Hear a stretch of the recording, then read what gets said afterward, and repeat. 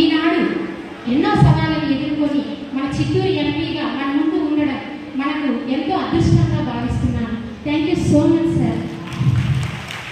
Sir మీరు మన CM అయినటువంటి నారా చంద్రబాబు నాయుడు గారి విజన్తో ముందుకెళ్తున్నారు sir.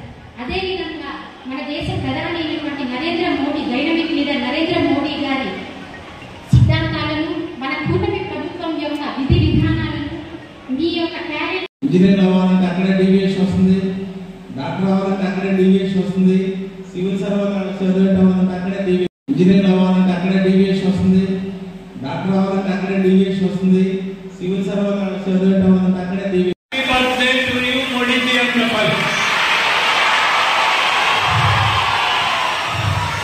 Happy birthday to you.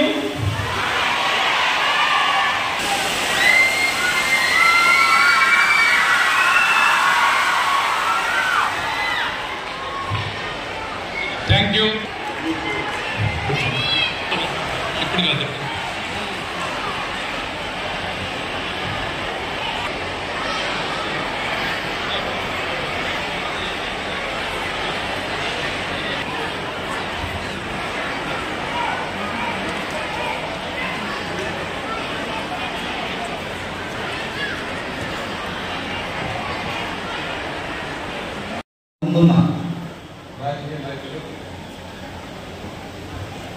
మరొక విద్యార్థులు కొన్ని పాఠశాలల నుంచి వచ్చినట్టున్నారు.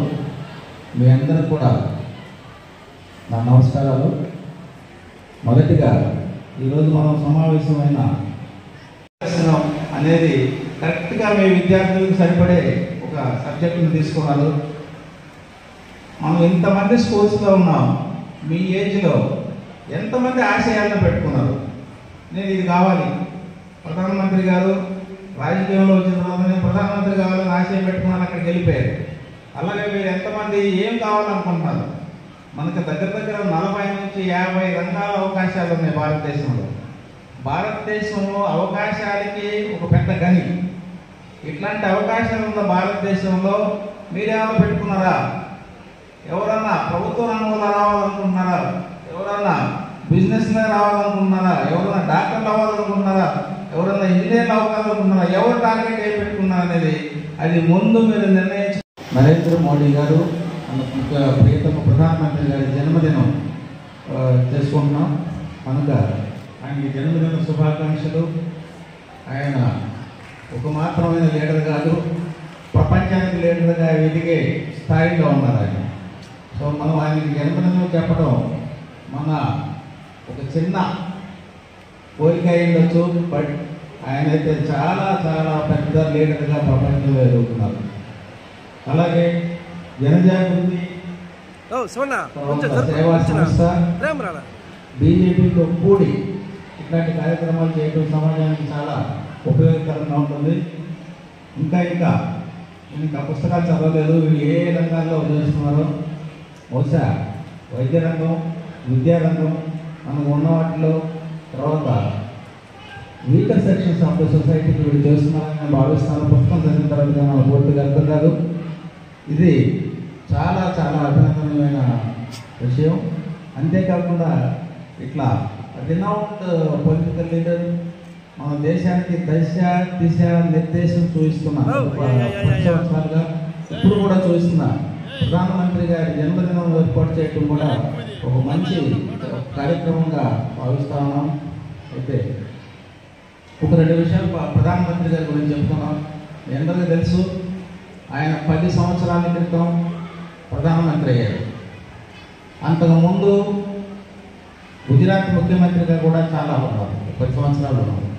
అంతకుముందు చిన్న కార్యకర్తగా ప్రారంభించి ఎంతో ఎదుగుతూ వచ్చారు.